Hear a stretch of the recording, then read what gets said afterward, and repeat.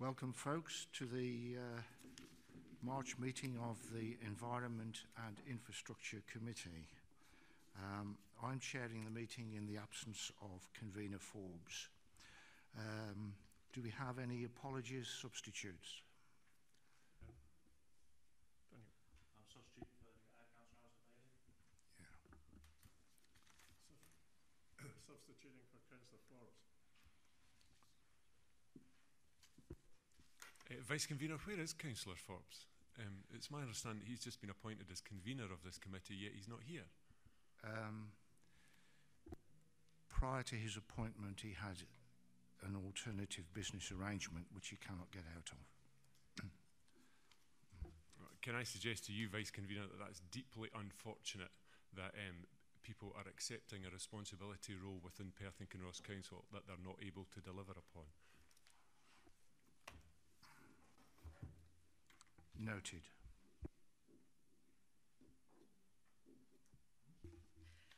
Thank you for the question as well, Councillor Dugan. You know, sort of this meeting has actually shifted. You know, sort of the original date was the 28th of March, and Councillor Forbes would have been available for the original date, but unfortunately, because of that shift to accommodate, you know, sort of alternative arrangements for holidays, then that's why he wasn't available today. So, sorry, why is the meeting shifted? I believe it was to do with the housing, a clash with housing on the following week. Convener, can I not say, was it not to do that the convener of housing was unavailable on the date that he was meant to be there, and we've had to swap it to suit the... if conveners can't turn up on the dates of their meetings, it's very... Can I remind people that we decided this at full council just recently? So I don't think we should pursue this line of questioning anymore. But if we accepted it full council, the convener of Enterprise and Infrastructure accepted the position, knowing about the change of meeting.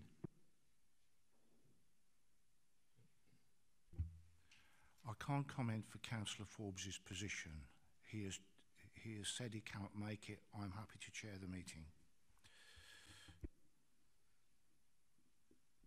Do we have any declarations of interest?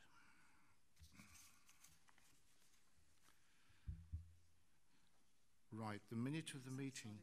Sorry? Oh, Councillor Reid, yeah. Yeah, I have got a non-financial interest in item 10, the proposed 40-mile-an-hour speed limit at Easthill Road. Yeah, okay. We move to the minute of the meeting of the Environment and Infrastructure Committee of the 31st of January for approval and signature. I was not present at that last committee due to work commitments. Do I have your approval as a committee to sign the same? Yes. Thank you very much. You'll note, even though that you weren't here, you'll note that the minute of the previous meeting in January made no reference at all. There was no reports at all on the condition of the roads in Perth and Kinross. Since May 2017, roads have only come up at this committee twice. Once in the September committee, where we looked at the road safety inspection and defect categorisation policy, and then again in November, the Roads Asset Annual Status Report. This committee has discussed green routes as much as it's discussed, important as they are, it's discussed green routes as much as it's discussed the condition of the roads in Perth and Kinross, and I'd suggest that the people of Perth and Kinross are far more concerned with the condition of our roads than many of the other items. So I would ask you, now that you're in the chair, Vice Convener, if you could ask officers to urgently bring a report on the condition of Perth and Kinross's roads and an action plan therein to the next meeting of this committee. It is on the agenda for the next conveners meeting. Can I ask for your assurance then in your position as Vice Convener of the committee that following on from your conveners meeting, an item will be on the next agenda of this committee that we can take a look and be reassured by the actions that will be taken to recover the situation with Perth and Kinross roads? I can give that assurance.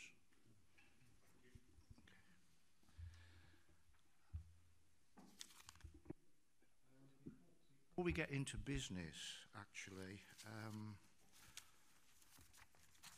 just on the subject of roads, I'd like to make some comments about the recent adverse weather conditions we've had. I would like, on behalf of the committee, to express our sincerest thanks to all staff members who had been involved in dealing with the recent spells of adverse weather.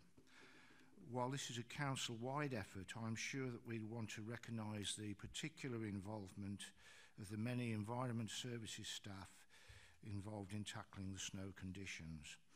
These include the Roads Maintenance Partnership staff who were involved in dealing with our main arterial roads, often having to return to the same routes again and again. We have 6 of them here today representing the partnership: Stuart Dahl, Jake Eady, Gary McConnell, Stephen Kinnan, Andy Rutherford and John Hazelton. Welcome, gentlemen.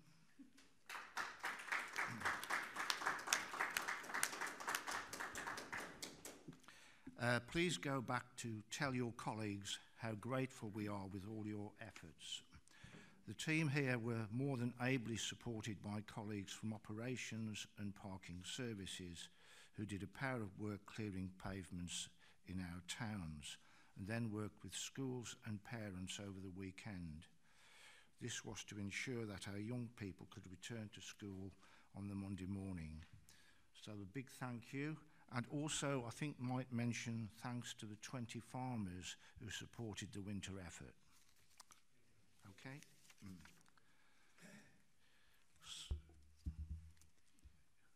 Councillor Dugan.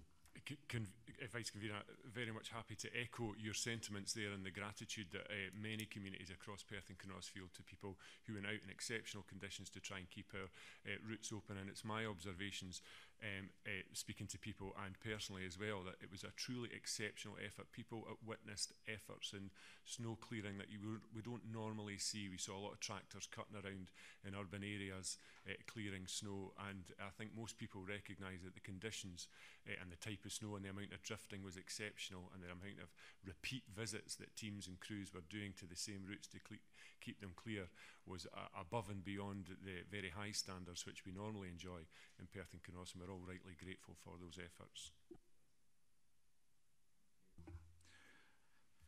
Okay, moving on to the main agenda.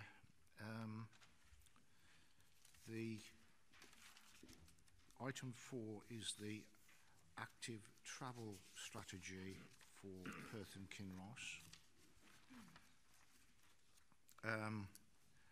This report relates to our community and is an aspirational one which seeks to promote improvements to infrastructure for walkers and cyclists across the area. There are great opportunities for us to expand our active travel network and promote travel.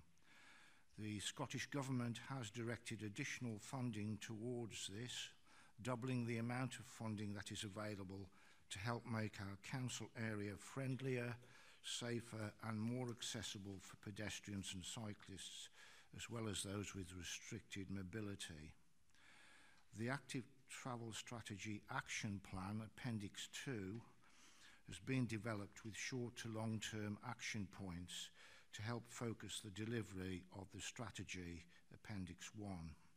The actions in the strategy range from undertaking audits of the existing infrastructure to reviewing other strategy documents to ensure that their outcomes help achieve a more active travel within the area.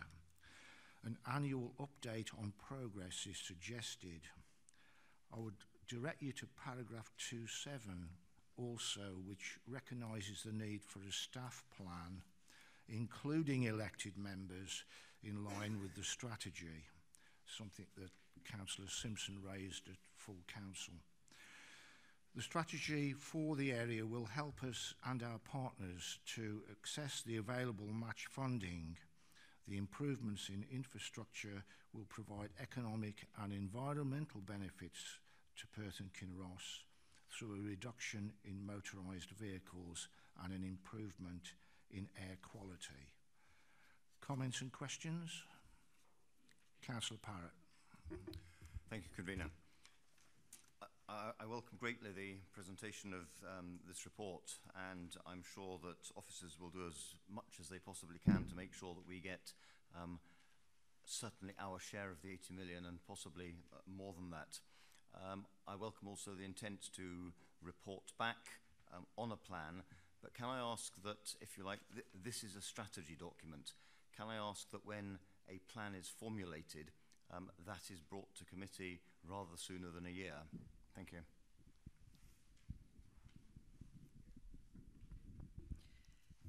Thank you for your question, Councillor Parrott. Yes, you know, sort of there are a number of initiatives that we're already looking into that form part of and parcel of the plan. There are, you know, sort of separate, you know, sort of parts of the service in particular who have been working towards elements of it, such as active travel hubs and stuff, so that we would bring that, you know, sort of as part of an ongoing report and part of a plan before the year is up. Many thanks.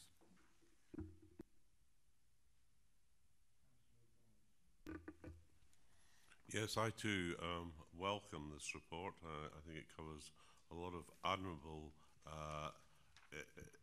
items, things we want to achieve. I think we should also remember that matters have been helped by the significant increase in funding from the Scottish Government to Sustrans from 40 to 80 million. But I do want to ask one specific point, factual point. Page 21, it does refer to cutting carbon emissions and other pollution. On page 23, it refers to improving air quality. But in the rest of the report, there's very little detail or substance on air quality action plans. I'm not referring just specifically to Perth City, but also quite clearly to Crieff, which was set up as an air quality management area in 2014. I just wanted to know, and I know one of your colleagues was in touch with me earlier this week and I wasn't able to get back, so I appreciate that. But can I just ask what the timelines, in particular on the plan for Crieff, are? Yeah, I recall the previous work on the air quality issues. Thank you for your question, Councillor Donaldson. You know, sort of, I believe that Kirsty Stephen did try and speak to you earlier, you know, sort of about this particular issue. You know, sort of, there are delays because there's Transport Scotland have asked us to go back and look at a little bit again about the modelling that we've done. Nothing serious and nothing contentious. But we also have been working with an external consultant, which we would all, you know, sort of action air quality management areas would be asked to do as well, and that person has left. So that has caused a delay there as well. But we're at the last internal stages of consultation with the document, and we'd be hoping to bring a report to this committee as a draft, you know, sort of either, you know, sort of hopefully by the end of this session, so by June, we'd be hoping to bring that as a draft to go out for consultation. Could I just follow that up? Yeah. I was grateful, and I specifically mentioned there's no criticism of Kirsty Stephen at all or of her team, and indeed they've been very helpful, I must say, in any questions I've asked. It is a question that I've asked on a number of occasions, in specific reference to Crieff. The next meeting of the Environment Committee is on the 23rd of May. Is the hope to have it before that, because then it wouldn't be until September? We would certainly be hoping to bring it to that committee. Yeah. Okay, thank you, Vice Convener. Could I ask about the school exclusion zones that have been trialled in at Arngas Primary School, Burlton and Luncarty? I think we're coming up to the end of the 18-month trial period, so it was just, do we have any indication of how that trial has been going, and will a report be coming back to this committee on the success or otherwise of that trial? Could I ask Lachlan McLean to respond to that? Where are we with that, Lachlan? Yeah. At the moment, we're currently partway through our trial of the 18 months there. So we'll be hoping, once that's finished, we'll report back on its success, and then we'll look to evaluate it and see where we can roll it out to other locations as well. not all schools would be suitable for a school exclusion zone, but we would hope to implement it at as many as we felt we could get success there. Thanks, Convener. Can I follow on from Councillor Purvis's point? Yeah. I was visiting community councils, the questions, especially the Auchterarder, what are the criteria that you're using to judge how successful it is or not, and the framework so that everybody can see if it's successful or not, and who are going to be the contributors to decide if it's successful or not?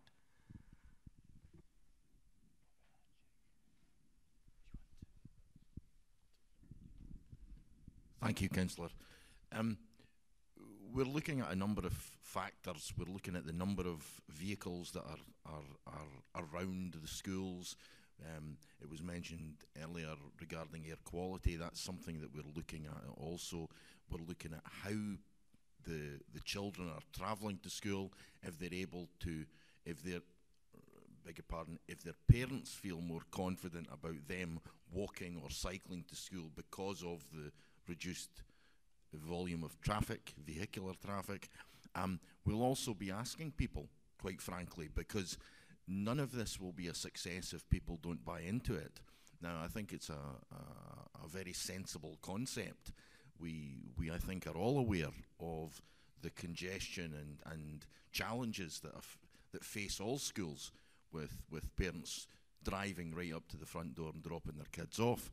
And if we can change that culture, then I think it's a good thing. But it's only good if people buy into it and come along with us. So there will be questionnaires and the like. I mean, I don't have any details to hand, but we will be asking for opinions as well as the factual information of volume of traffic and so on. Thanks. Yes, I agree with the aims entirely. My concern is that residents, as we move the traffic further away from the schools, how far are we going to incorporate the residents' views? I think that they need the comfort, or they know that the trial's halfway through. They've not had any input into how well it's working. They don't know the criteria it's based on. There seems to be very little contact with residents in the areas around the schools that are being affected by moving the traffic. Thank you for that. I'll certainly pass that on to my colleague who is leading on this project.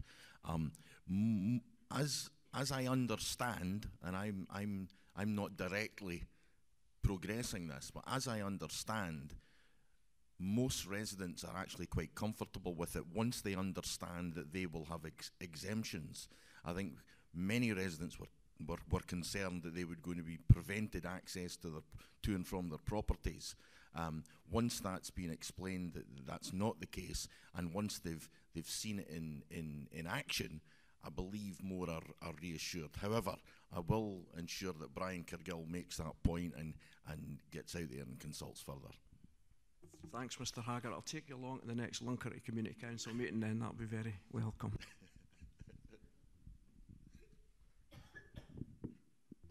Councillor Jarvis.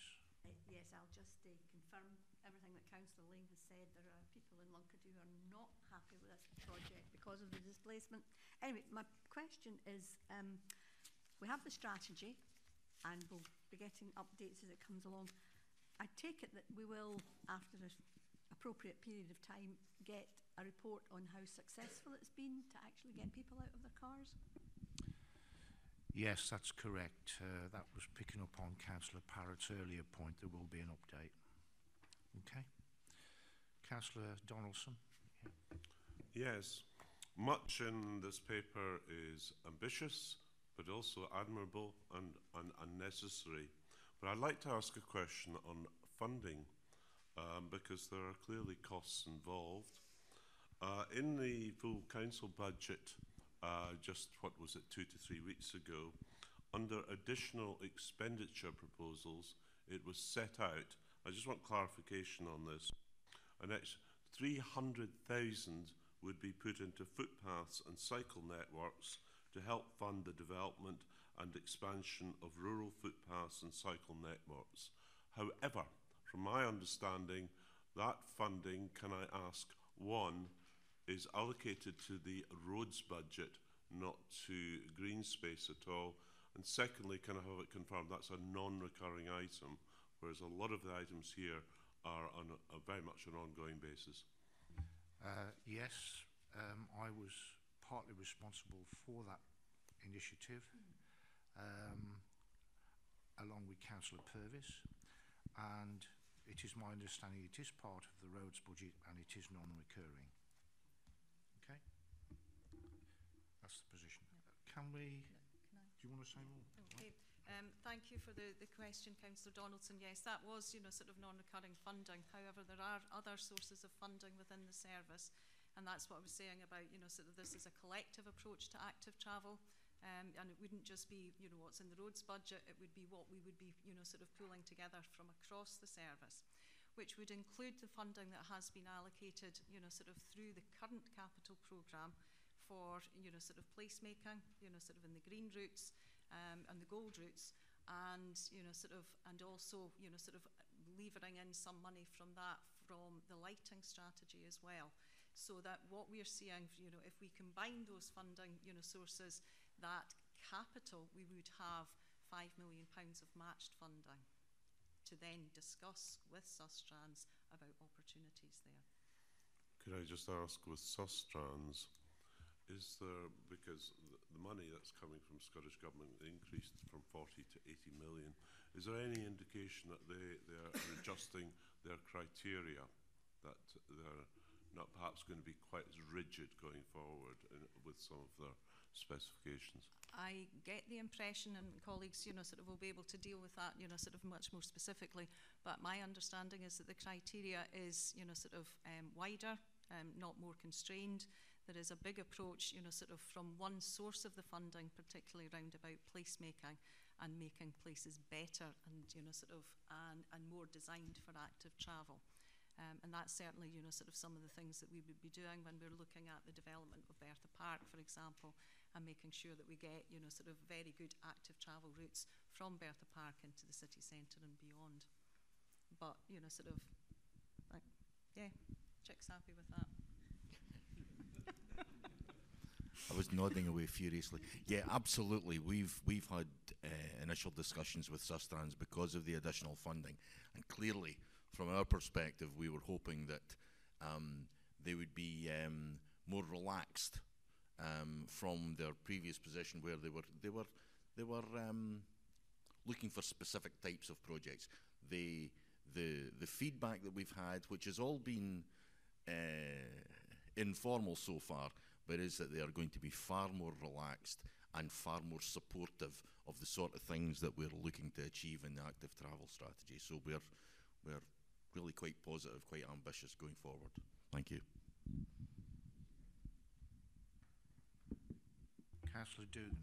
Yeah, thank you very much, Vice Convener. It's just a supplementary really to Councillor Donaldson's question. I understand the Director's very practical assessment that we'll achieve much more if we do different elements from different budgets on the same project, but it's just to get an explicit clarification that the 300,000 non-recurring funding that Councillor Donaldson alighted on in his question is entirely separate from the portion of funding that we'll receive from the Scottish Government's 80 million. Yeah. That's my understanding. Yeah. It is. Okay, thank you.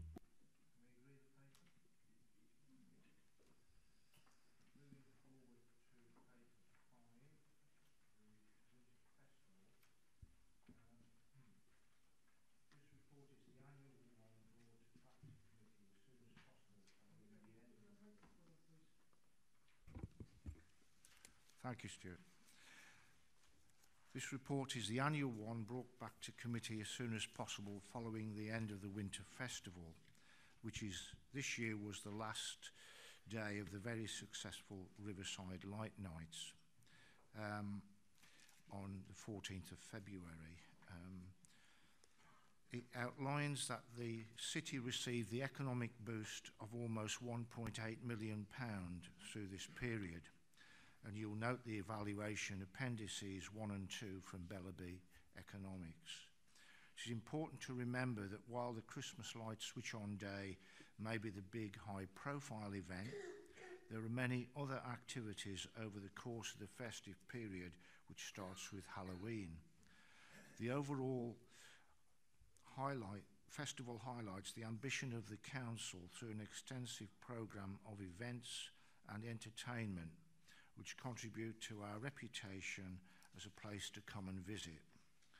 While the major consideration is about economic benefit, it is important that the community of the areas is also reflected. And I'm pleased that the second day of the Christmas light weekend continues to have that community focus, allowing the council to help showcase the many talents of local people across the area. The report also details the feedback on the free on Saturdays festive parking arrangements, which were clearly well received. You will note the intention of further reports as we plan the programme for 18-19. And I'm aware that Dawn Fuge is here from the Perth Traders Association as well. So, comments and questions? Councillor Lane. Thanks very much, Vice Convener. Yes, obviously a great report and a lot of good figures. And the question I have, though, is directly to you as Vice Convener. Just, do you think it's sensible that as we're trying to attract lots of more people here to Perth for a winter festival, which is obviously in the winter, that the budget decision to close all the public manned toilets in Perth City was taken by the Tory administration? Do you think that's a sensible move?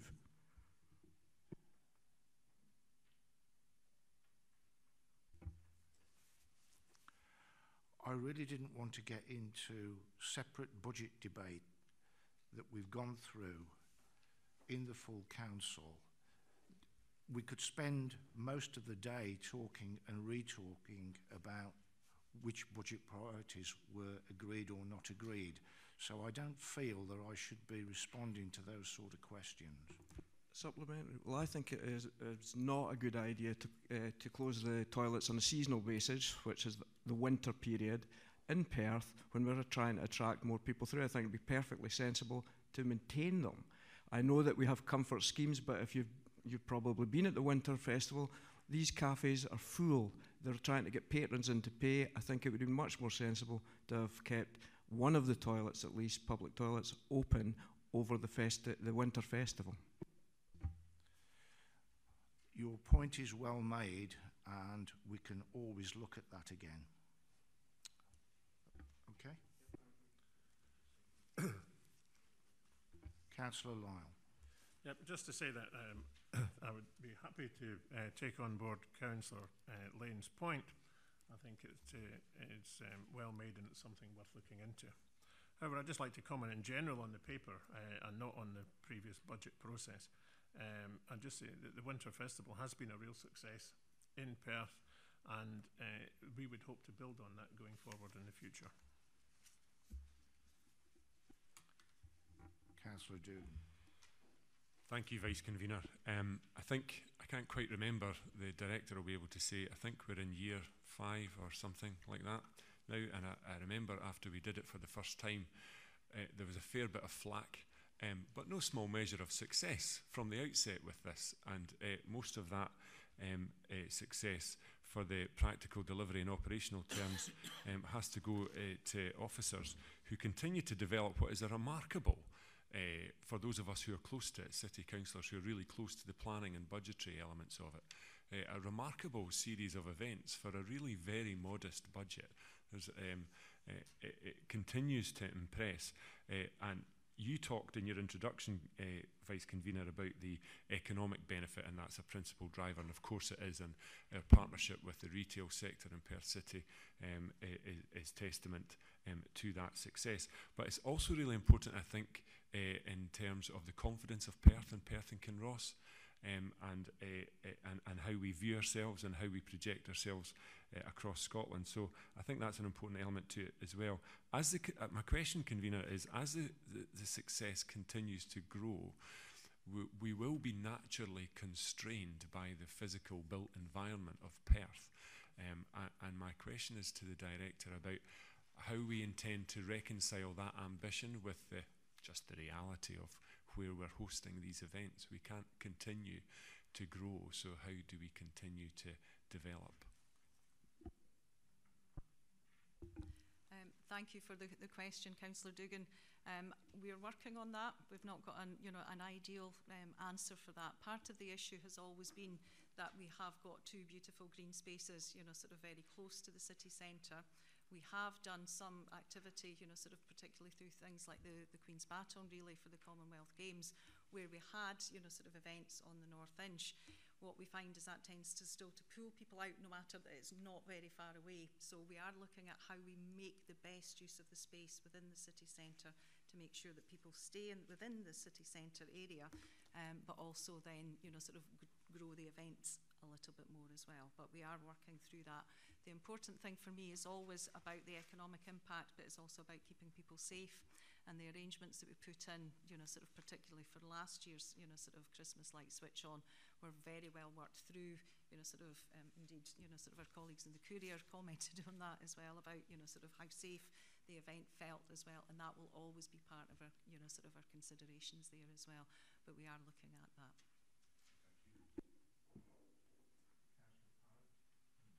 Thank you, Vice Convener. I note that the gross expenditure on the Riverside Light Nights was about £93,000. My understanding is that each year the opportunity is being taken to put in permanent fitments for the Riverside Light Nights. Can you perhaps tell me, I know it will change perhaps from year to year, but what sort of percentage of that spend is annual, and what sort of percentage is going towards permanent fitments to facilitate this event in the future? Thanks. Thank you for that question as well, Councillor Parrott. At the moment, the last two, sort of winter light events have all been temporary lighting, because it was about testing, sort of the opportunities and actually making this an event as well. The permanent lighting, sort of, which will be there all year round, obviously, that's what the nature of permanence, we'll start to put that in from mid-April. There's been a slight delay with that just because of the weather. I had asked for visuals for that for this morning because I thought that might be a question, but we're just not at that point yet. But that will be to light it up, to make it, sort of a much more attractive place to visit at all times of the year. But we would still continue to look at a festival on Riverside, sort of because we see the economic benefit between, sort of January and February. So if I may supplementary, there will be a degree of permanent lighting that will start going in, that will be available all year round, but we will still intend to continue and expand what I think is a very successful Riverside night lights. And I think this year the distance some people were coming from for it is indicative of just how successful it is for the city. Thanks. And I think that's, sort of what we see. We actually had people who, sort of were visitors from Germany who were in Edinburgh, who'd come specially from Edinburgh because they had seen so much about our light nights and felt that at that particular point when they were staying, there wasn't much to see or do in Edinburgh, so they had travelled, sort of from there. We've got very good stories of people proposing, sort of who'd come from the West Coast as well, so that it is because of the time of year that it is, and there's, sort of, and we would want to continue that and to grow the offer as well. Councillor Hearn. Thank you very much, Vice Convener. It's a very positive report, and I think the benefit for Perth is can't be understated. I'd like to question on paragraphs 3, 4 and 3.5 with regards to the survey that was carried out by the businesses. There's 18%, that's nearly a fifth of the businesses that were surveyed felt that they had a negative impact on their business. I just want to know if that is businesses from one particular area, and was it down to access? And also, paragraph 3.5, there was almost overwhelming support about bringing it back in 2018. I'm assuming that's from the same businesses. So I'm just wondering what sort of negative impact these businesses were complaining about. That's Tom Flanagan to respond to that. Thank you, Chair. Thank you for the question, Councillor Hearn. It varied. So some of the businesses on High Street, obviously their frontages are covered with the market. So some of them obviously perceive a bit of a negative effect from that. And we try and place the stalls so that people can access through and access behind, particularly for safety reasons. So there's some negative impact from that. And then obviously in terms of parking, and particularly on the day, because there are so many Sometimes regular customers find it difficult to access the premises. So it's those kind of things. I suppose at the moment we're a victim of our own success in a sense, because there is such a huge number of visitors on the day that some businesses obviously benefit because of the stock, the retail that they sell. Some businesses perhaps have a difficulty in servicing their regular customers. So it's a bit of a mixture. But I think overall the impact's positive. I take it from that then there's not a lot that we can do in terms of location of the stores on the high street for the coming years, so it's going to be the same businesses will probably be affected moving forward in future years? Yeah, we had another look at the way the stalls were located this year, and we did move some of them out just to make sure there was a clear corridor behind them in front of the shops. But if we want to have that kind of impact in terms of visitor numbers, I think it's very difficult to know where else to locate those stalls. Councillor Baird. Thank you very much. Yes, I too agree with most of what's been said about it being a very positive report, and people did travel to come take part, and it was what happened in these festivals was suitable for all ages, which is great. My question really relates to the Light Festival. Many people have said to me, why are you not charging for that? Because we would have been willing to give a donation or pay something. They felt it was wrong to go to that specific thing and not contribute to it. Thank you for that question, Councillor Baird. We are looking at that, there is a delicate balance, I think, in terms of the numbers and, a charge for it.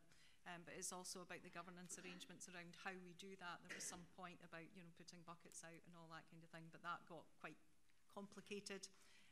But we also have, for next year, we have a financial income target through the budget process as well. So we will have to look at how we generate, not just from this event, but from other events, so we will be looking at that. But there, as I say, there is a very fine balance, I think, between getting the numbers and a reasonable charge. And we have some proposals that we would be bringing back at some point, probably to SP&R committee, about how we would do that. Councillor Robertson.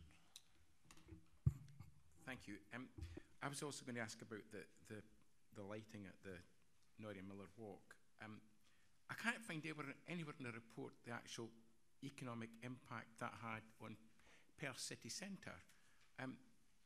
If you could just show me where it is, I would be really interested to know what that was, because I wasn't.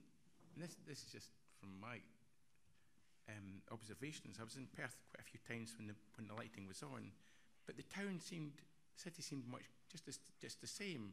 The restaurants are really quiet, but there's obviously a huge economic impact which I can't see reflected in the report. Could you just explain to me where it is?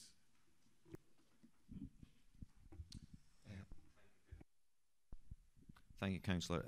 The Riverside Light Nights was subject to an economic impact study specifically for the 2 nights of the Burns Night themed festival, which was the start of the event, and there was no further evaluation done in relation to the impact from the rest of the Riverside, just pressure of time and cost to get to this stage. Given the net cost of it, around £80,000, do you not think it'd be worthwhile to have a sort of an idea of what the economic spin-off from it is? Sorry, we do. I have reported on that. There is a breakdown at 3.6 of the estimate of expenditure by visitors, and one could make an extrapolation of that for the rest of the nights of the Riverside Light Nights. But it's the specific surveying was done on the night of the Burns Night events.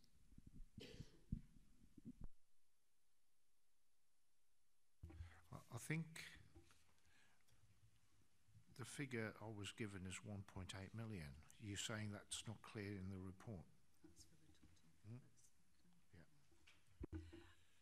Yeah. thank you for the question, Councillor Robertson. You know, sort of paragraphs 3.6 and 3.7, you know, sort of outline where we have done that economic impact assessment for 2 nights, which were principally the Burns nights. One of the reasons for doing that was because we were grant funded for those nights through Visit Scotland. You know, sort of, so that was part of the challenge that they had given us. Now, as Alan Graham says, that we can extrapolate that, which we have done, you know, sort of, but the feedback that we've had from, you know, sort of the businesses, particularly the cafes, you know, sort of, we have a lot more detail of that, which we haven't included in the report, and they were, you know, sort of saying to us that they were getting an impact from it. Well, I think that'd be really useful because it's in the evening. And it's a quiet time of year. It's really the leisure industries that we want to support. So it'd be useful in future reports if we could get an idea just what impact it had on cafes and restaurants in the city centre. Okay. Councillor Lane. Thanks, Vice Convener. In 3.4, the online survey was issued to 453 city businesses. The response rate is about 8%. I was wondering if on a response rate of 8%, then there's only 4% of the businesses are indicating that the events had positive effect on the businesses. Is there any way that we can increase response from businesses to these? I think using the Perth Traders Association, who've lobbied for things in the past, if they could ensure that their members replied, we could have a robust set of figures, because we're really basing the success rate on 4% of replies. Yes, we can always look at how we boost participation. That is particularly low this year. I think sometimes one can take silence as acquiescence, but we'll certainly look at how we boost participation for the future. Thanks. Yes, it does. I know unless you're affected one way or the other, you tend not to reply. If you're affected badly, you reply, and if you're affected well, you'll reply. But I think we'll have to try and tie that down a lot better. I wonder if at this point I could ask Dawn Fuge if she wants to make a few comments on behalf of Perth Traders, following on from what you've said. Yeah. Would you like to do that, Dawn? Yes. Yeah. Lovely. Right. Well, thank you. I hope you don't mind me commenting on that. Firstly, can I just say thank you for having me back? I appreciate the opportunity to address you all. I'm going to be honest and say that I've struggled myself a little bit after Christmas to get all the traders to give me the information that I wanted from them, and I am slightly concerned about apathy. Myself and Alistair Taylor, co-chairs of the Perth Trader Association, are very much working on trying to deal with that, and we're putting together a day where we can try to get people in to tell them what it is that we do and the successes that we've had through Perth Traders to get more of them along. We have the benefit of having a couple of the councillors that are here today come along to meetings, and they see for themselves that particularly in the early months of the year, we may only have 7 or 8 traders at any event, which is an incredible frustration for me. So that is something that we are working on. I have to say it is not the same on Facebook, where we have 218 people in our group who are often very willing to contribute, but for whatever reason they aren't always willing to come along to meetings, and that is frustrating. Be that as it may, I don't know if we were ready to move on to the actual parking, or did you want to continue with the... It was just the point that they didn't have to come to meetings. This was an online survey. That's right. Well, I think my point in responding to you is that it's part and parcel of the same problem, which is that you can ask many, many times, and for whatever reason, I think you said it perfectly yourself, which is that if you're not really bothered one way or the other, you're not going to reply. Whereas obviously we would just like a reply, and it doesn't seem like a lot to ask. So that's really something that I feel very strongly about. I know Alistair does as well, and we're going to be doing our best to try to... It sounds like a cliche, but it is, if you're not part of the solution, you're part of the problem. And that really is how I feel about everything to do with traders and responses to any of these sorts of surveys. You're all working very hard to bring things to us. We're working hard to make the city as vibrant as we can. But if we don't get good quality feedback, then how are we meant to take things forward? So obviously that is key for this year. Yeah, I mean, I think I've been involved in a few surveys over times, and it's always difficult to gauge, you know, the percentage that you get back. You always expect to get more feedback than you actually do. But yes, thanks for that. Do you want Dawn to the parking issue, because that's in the report? Yeah. Yes, I mean, absolutely. Generally, I think the figures were astonishingly good, but again, the percentage of people who got back to me was relatively low. So we're looking at about 19 businesses reporting. Overall, there was an average increase of 34.3% in takings on Saturdays in December, which is incredibly encouraging. There were a couple anomalies based on the days on which Saturdays fell. So in 2016, you had both Christmas Eve and New Year's Eve falling on a Saturday. So that meant there were some truncated hours. And obviously you had full trading hours when it fell on the 23rd and the 30th. But even taking that into account and adjusting, in particular, there were 8 businesses reporting a 33% increase, but on the day, taking into account the different trading hours on those 2 crucial days, it fell to about 14.5%, which I think is still a very good increase. There was only one business out of the 19 that had a negative number, and it was 4.2%, which is, you know, disappointing, but it's not massive. And considering we had increases from 3% to 130% in one particular business. Now, there are many variables as to why any particular business does well or badly any given day or any given year. But I think overall, I had people reporting regularly 20 or 30%. I had a couple at 69% and 73%. So there was definitely a huge economic impact on those Saturdays.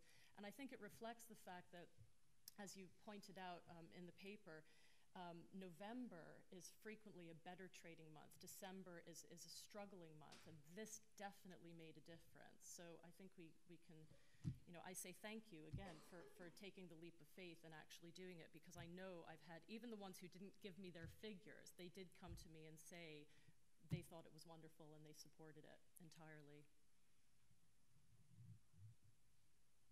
Thank you.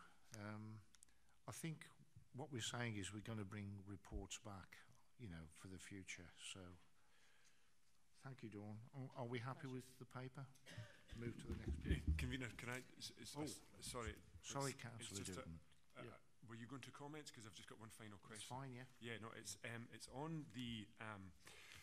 It's on the conclusions and recommendations. We're asked to specifically approve the ongoing engagement with elected members, and this is detailed in paragraph 4.2, but it just says it's proposed that there is ongoing engagement with elected members.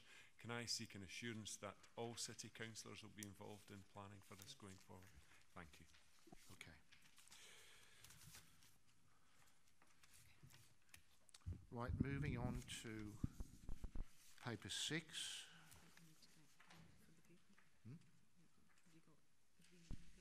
Yes, I think so. We have agreement to the paper, yeah. Perth Festival of the Arts event funding application. Well, the festival's been receiving funding from the council for a number of years to support the high quality cultural offering the festival has delivered. Since 2013, this has been £18,800 a year. Ticket sales last year rose from the previous year, although still less than 2015. The report clearly outlines the approach that the festival committee is making to grow the event and to create a more diverse programme to attract more attendees. Their 5-year plan has been produced to support this, taking into account the festival's 50th anniversary in 2021. The report asks the committee to consider a funding allocation of up to $18,800 for each year for 2018 and 2019. Specifically, I would ask you to bear in mind that for 2018, the festival starts on the 17th of May. So, comments and questions regarding the recommendation? Councillor Lang. Thanks. It makes comment in various parts of the report about restricted reserves. I was wondering what the level of restricted reserves the Perth Festival of Arts has.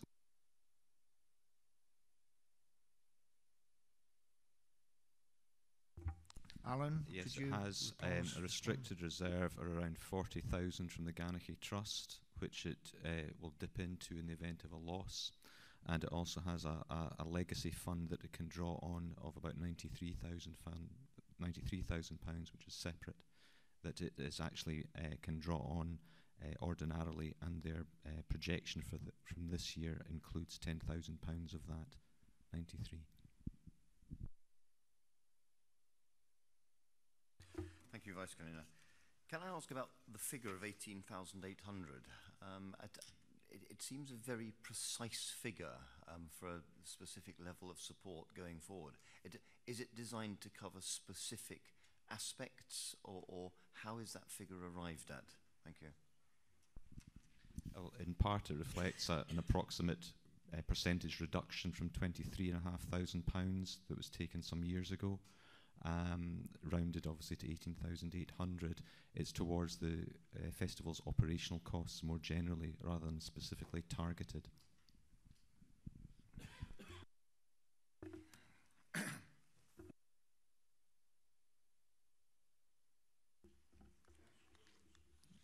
Yes, thank you, Convener. I think the lowering ticket sales represents are in line with other events around Perth and Kinross.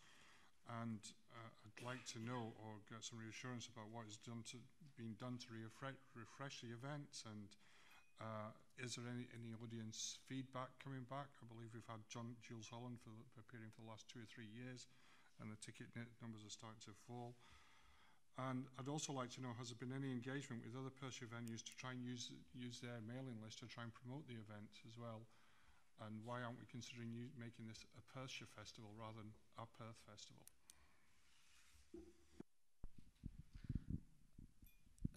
Yes, they do have good relationships with other festivals, such as Perthshire Amber, for example, and they do cross-promote, and there's quite a bit of that being done. They have obviously a very strong relationship with Horsecross Arts as the principal venue providers. And I think there's always an appetite to look at how the event evolves from purely being Perth-centric to having a slightly wider scope. But that brings with it its own challenges in terms of multi-site management over a bigger geography. But that's something that we can continue to engage the organisers of the festival about. I actually share your sentiment about broadening it actually to Perthshire. I was going to say, I'm quite sure that if the committee were so minded to try and expand it to Perthshire, I'm sure there's quite a number of venues who would welcome being engaged with open arms. I am concerned about the 18,800 also that's been applied for. According to the paper here, 70% of the expenditure is around for the artists. So does that mean that 13,000 is actually going straight into the artists' pockets?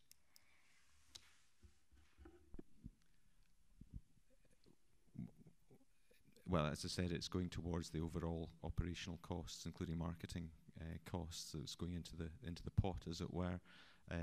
Artists' fees do go up year on year, and there's some big names that the festival needs to try and attract an external visitor market as well, particularly when you're considering orchestras that are numerous in size.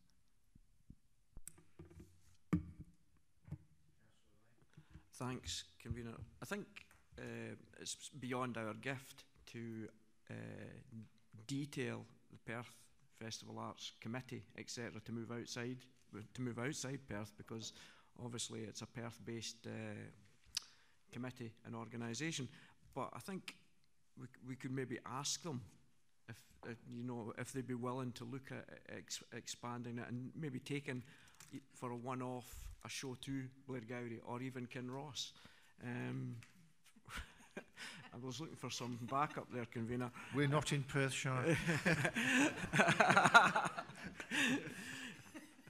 it's just a suggestion, but I don't think we can command or detail a Perth-based organisation. Thank you for your comments. The members of the previous E&I committee, when this report came, sort of 2 years ago, were very clear that they wanted ongoing discussion with the committee in relation to, sort of their funding, their ticket sales. And Alan, sort of Graham here, and Fiona Robertson have been holding those conversations on a regular basis.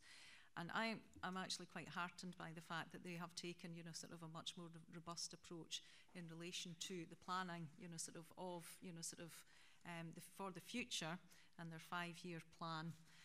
I think that there is still some work to do, sort of in relation to ticket sales, but the committee is acknowledging that.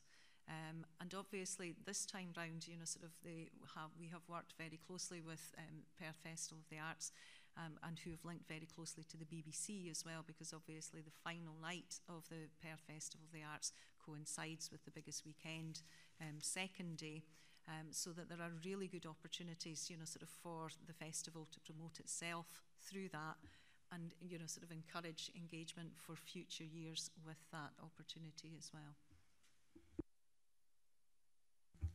Councillor Donaldson.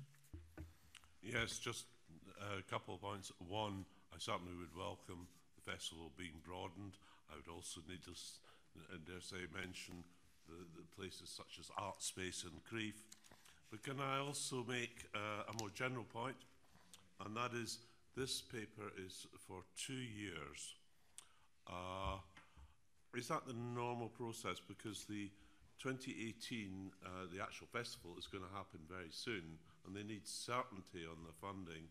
And then we're being asked to agree for 2019. When they come back for the next round of funding, hopefully from the council, will this committee consider on a 3-year basis? I think in particular because of their 50th anniversary, if you go 2019, 2020, I think the 50th anniversary, it's actually in 2021, but would this committee consider for longer than 2 years? Is that the normal process? It has been the normal process for a while. I think I'm looking for Alan to say yes or no, but we've certainly, sort of in my experience as the Deputy Director, bringing these reports in the past, then it was for 2 years, but Alan? It has been for 2 years, and that was to give them a degree of certainty going forward, and it was obviously very provisional in relation to that second year because of our budget review process. So with all the usual caveats, I don't see why we couldn't look at a slightly longer period. Can I just make a comment that as 2021 is the 50th anniversary of the event, it might be appropriate to have a 2-year budget this time and then bring forward a budget, particularly for the 50th anniversary of the event. And that might give us more opportunity closer to the event's anniversary to bring forward an appropriate budget for that year. Okay. And the other point I would make, that this is Perth Festival of the Arts, not anywhere but Perth Festival of the Arts.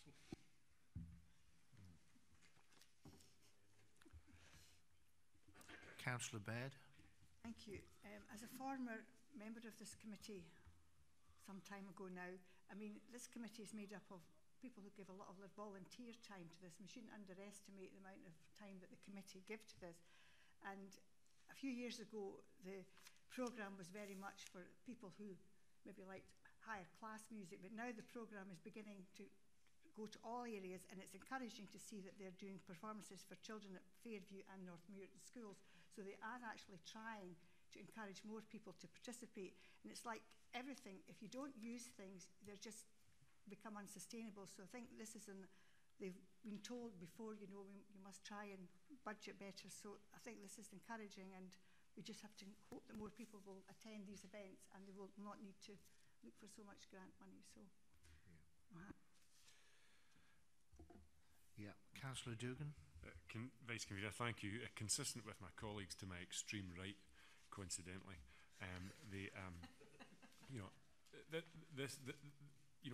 we don't hold the whip hand in this. If you look at the level of expenditure that we're proposing relative to their overall budget, we're in a position to say yes or no. And I think this is undoubtedly a positive cultural production for Perth City and Perth and Kinross, even though it's in Perth City. We've set our stall out as a cultural destination. I don't see why we can't just get ahead and approve this. Yeah, I would echo those sentiments. I think paragraph 3.1 highlights some of the key events coming up, and it's quite a good programme, I've got to say. Do we agree the paper?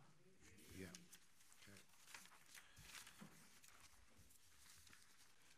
Okay, moving on to paper 7, the etape Caledonia cycle event, which first took place in Highland, Perthshire in June 2007, supported by council funding for the first 3 years. Since 2010, the event has been run and funded by IMG Challenger World and has attracted thousands of participants and supporters over the years. Last year, I recall, the executive subcommittee considered a report on a potential extension to 100 miles or more for more elite cyclists to keep the event an attractive proposition within a more competitive field. The subcommittee requested that IMG undertake more consultation on the proposed extension. This has been undertaken, and they are now requesting a short extension of 4 miles to the existing route and a new shorter route option of 40 miles for 2018. Both of these are shown in Appendix 2 of the report, and I understand the local elected members and communities are content with these proposals. Further work will be done by IMG over the course of the next few months for the event in 2019 and the longer route of approximately 100 miles, including community engagement. A further report to be brought back later this year. So, comments and questions. Councillor Lane? Thanks, Vice Convener. My concern, and I'm afraid we're back to potholes again, is are we going to survey the roads to make sure, and who's responsible if there is an accident caused by a pothole to any of these cyclists? Is it covered by the etape, or is it the council that would fall? Because I've been on these roads recently and I wouldn't be cycling on them, especially not at speed, and I wouldn't complete the whole distance anyway. But I'd like some comment from you as to what actions were taken towards the potholes in this area prior to this event on the 19th of May. Yeah, it's on the agenda for our next conveners meeting later this month, the specific issue of potholes and how we can address that. Yes, but specifically for this major event, convener, it's not potholes all over. I was wondering if there was a special, if this road was going to be surveyed separately, the route of this before the 19th of May? My understanding is that the organisers, together with our roads network colleagues, do survey the route and identify areas of concern for any remedial action, but I'll defer to roads colleagues if appropriate. So, are you saying, so yeah, that will be checked over and any defects will be repaired with a permanent repair before the event starts? Thank you, Councillor Lane. I can't talk about what remedial action will be taken. That's for my colleagues in the Road Maintenance Partnership. But I do know that the route is inspected prior to any event taking place. Specifically inspected over and above the normal road inspections that my colleagues carry out anyway. But unfortunately, there's nobody here from the Road Maintenance Partnership to confirm exactly what treatment they will be taking, but it is inspected and dealt with accordingly. But I think the policy we have now that we don't use coal tar, we only use cut out and proper heat sealed joints around all repairs, so they're fairly major repairs. That's my understanding also, but I couldn't speak in detail, I'm afraid. We'll come back to you on that. Yeah. Councillor Parrott? Yeah. Thank you, Vice Convener. it's nice to see that I think the executive subcommittee meeting we had, what came out of that has been taken forward, and I welcome what's in this paper about a new 100-mile route being looked at that takes the route further north. Can I ask also what nature of consultation there's been about the proposed amendments for this year's route? And also, I remember from the meeting in the autumn, there was concern about community benefit. Can I ask in what way the community benefit issue has been taken forward? Thank you. I understand there were 2 public meetings with community council representatives there, and I think there were also one-to-one discussions with some of the affected householders. The community benefits is an ongoing issue, just in terms of the wider economic benefit accruing to as wide an area as possible, and I've outlined some of the proposed actions that they are taking, but that is an ongoing process, and the organisers are aware that to keep the event fresh, they do need to introduce new features which will hopefully drive greater benefit to businesses and communities in the area as well. Councillor Williamson. Thank you, Convener. Yes, there was a discussion around community benefit, and there was a whole raft of requests that were made to IMG at the public meetings. And I think it's quite important that we make sure or support the communities and ensure that IMG do deliver on the stuff they say they're going to deliver on, because I think the community up in Highland Perthshire is extremely disappointed that historically IMG have failed to deliver on the promises. So I do believe that we need to make sure that IMG do deliver on those promises. With regard to the extension of the routes, I know that they took on board my suggestion to try and take the route further north up to Dalnacardick, but I don't think that route is without its problems, and I think it will need support from the council, Bear Scotland, etc., to try and make that road suitable for cyclists to travel upon. So I don't think they will need support from everybody to try and make that happen, but I think everybody's trying to work to try and make the event work and try and support the event. But as I say, underlining all that is IMG do need to deliver on what they say they're going to deliver on. Okay. Councillor Purvis. Just a comment and to echo some of the things that Councillor Parrott and others have said. I think it's good that the IMG have come back with alternative proposals, given that I think we all recognise they do need to bring forward some kind of alternative routes to try and make the event more sustainable and viable, and vary the offering to the people who come and participate in it. But the closure of the A Road clearly didn't have community support, and there was a lack of consultation done before that. So it's pleasing to see that they've come back with a more moderate extension which seems to have community support, and they've done the consultation that they said they were going to, but it also the proposed further extension in future, there's more time to undergo further consultation before that. So I'd just like to welcome the new proposal and what's happened since. Okay. Councillor Doogan. Thanks, Vice Convener. I'm not assured by the discussion that we've had this morning about community benefit. It was a very clear factor, as you, I think, will recall when we discussed the extended route. I think, having said that, I think we're better with this event in Perthshire than we are without it, and so it secures my broad support. And I know that that the company needs to have an innovative offer for its client base, and that's fine, and we should work with them and have worked with them to come up with that new offer. So in the event that we're now on the brink of a period of some stability in terms of the route offer with minor adjustments, I think we should be asking officers to work in a, perhaps, I'm happy to be corrected, but what seems to be a relatively passive and marginal way about community benefit, and let the company know that we're serious about this, but that any community benefit is proportionate to the event, and that way securing something, because I know a lot of people feel that this is really an external actor who comes into the area, creates substantial upheaval, and leaves without so much as a backward glance, much less a couple of pound. So there really has to be a change if it's to be a sustainable aspect for the Highland Perthshire community for years to come, which I hope it will be. Thank you for that comment and question, Councillor Doogan. I think that, sort of the views of the committee have been very clear, particularly round about, sort of the comments at the executive subcommittee, and we will guarantee that we were having those conversations at a senior level with IMG. Councillor Robertson.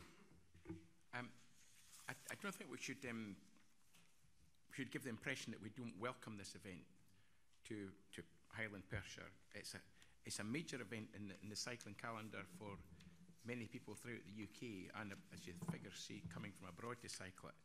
And I know a number of people who come to Perthshire, especially to do this event, and they always stay, normally for a few nights when they're coming. And they come before that, they come actually to trial a route out if they haven't done it before. So it does have a major effect. When you look at the number of participants that come, it says a total of 70% of participants and spectators stayed overnight. That's a huge boost to the economy, I would suggest, of Highland Perthshire and wider afield. If you try and get a room anywhere within 40 miles of this event at that when it's taking place, you do well to get it. So please, let's not have a negative, to show any negativity with us. It does cause problems, but I think every year it takes place where actually it gets better and better, and we should try and do what we can to support it. Yeah. Councillor Lyle. Thank you, Vice Convener. Just to say that I'm encouraged that Councillor Lane's taken the trouble to drive around the circuit, for one. And I do recall a previous convener of E&I arguing vociferously for the launch of the etape Caledonia, despite the options to go to other areas within Perth and Kinross. And I think it's been a real success since it went there. And yes, I agree, we need to get the community benefit that's proportionate to the event, but I also like to encourage IMG to further develop the event, and it is a real benefit at that time of year to that area. Okay. Another point, Councillor Williamson. Yeah, it was just to pick up on what Councillor Lyle said about the community benefit. I do know from the discussions we've had with IMG that they have set the budgets for this year for the event, and any community benefit would be very marginal. I think going forward they are looking at trying to expand that community benefit out the way. So that's a future conversation. Hence the reason I say I think we need to keep IMG's feet at the fire on all this. Okay. Councillor Parrott. Thank you, Convener. Just a final comment, if I may. I noticed that there were 4,766 entries in 2016 and only 3,818 starters. It seems to me amazing that nearly 25% of those who, if you like, entered didn't take part. Do we know of any specific reason for that? Alan? Thanks. Well, that attrition rate's been fairly consistent over the years. People can book quite far out, more or less sort of a year in advance. So there is a drop-off rate and no shows, and people's circumstances change. So they do project a number of entries, and then they assume an attrition rate of a certain percentage in terms of entries on the day. Okay. And there is actually a third figure, which is the number that actually finish the etape as well. So that 3,818 starters does not reflect the final numbers that actually complete the route. To me, it's easier to understand the difference between the starting number and the finishing number than those that enter and start. Thanks. Okay. I think we welcome it. We think there's further work on community benefit, and also we'll ensure that the road is surveyed and any major defects are addressed before it takes place. Okay? Agree the paper? Moving on to paper 8, the traffic management arrangement at Florence Place, Perth, Ward 12.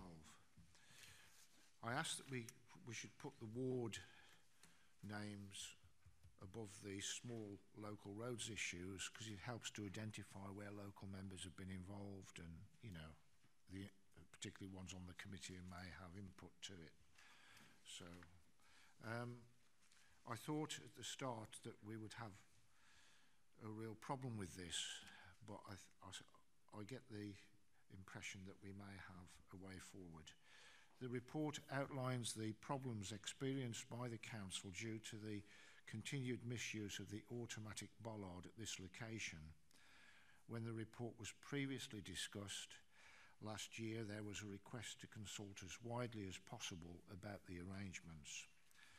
This report provides a summary of the results of the consultation, which was carried out on the rising bollard arrangement on Florence Place, and the consultation considered the three options outlined in para 2.1.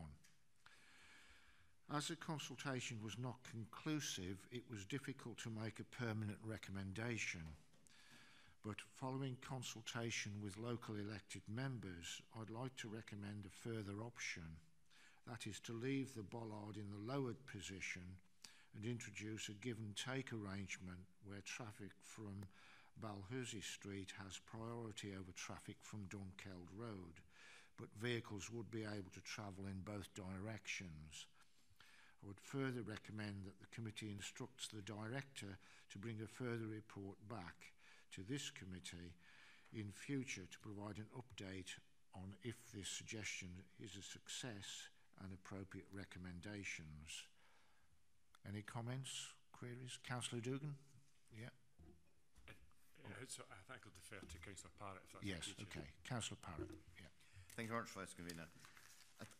I'm well aware of the Florence Place issue, and I'm well aware of the, if you like, the feelings on, you know, what makes it either side of the argument, and it's something that seeks a sort of judgment of Solomon's solution that I'm not sure is available. But I fully support what you're now proposing. I think the residents are always going to be happier if the road is not open as a through route. But I think in terms of access generally in that area, wider considerations should and are now being taken into account. However, I do welcome what is in this proposal, that essentially we move forward on a basis that doesn't rule out further change in the future if what is now proposed to be implemented proves to be unworkable or overbearingly difficult. Thank you. Councillor Hearn, it's in your ward, so would you like to comment as well? Yes, thank you, Vice Convener. Yeah, I'd just like to agree with what Councillor Parrott said. We've had numerous discussions with between ourselves. We've had numerous discussions together with people from the community around Balhousie Street, Florence Place and North Inch. Yes, the figures we're here are slightly skewed because a lot of the responses were from people that don't live in the area. There has been concern from a lot of the residents if that was blocked over off. You only have two entrances, one's in Gowans Terrace and one's at the other end of Balhousie Street near the cathedral. I agree with Councillor Parrott. We put this forward as an option to do it over a certain period of time just to see if there's any negative impact. And I look forward in the future to see what the responses are and whether we can make it a permanent position or we have to look at a different alternative. Thank you. Councillor Dugan. Thanks, Vice Convener. I'm very welcoming of your alternative proposal. I think that's the best compromise that we can have in what is really quite a tricky situation in terms of access and egress to this part of Perth. And it's quite important for all city residents rather than just local, local and very local residents to this area. And so I welcome the cooperation that City Centre Ward councillors have shown in working with the rest of us from the city to try and find a solution to this problem. And I think if we as a committee agree to go with your proposal, that we will very much have the best possible outcome for this. Thank you. We agree the paper? Agree.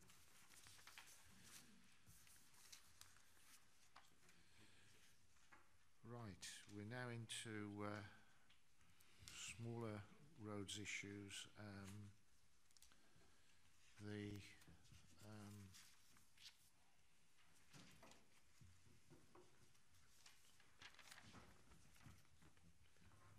Item 9 is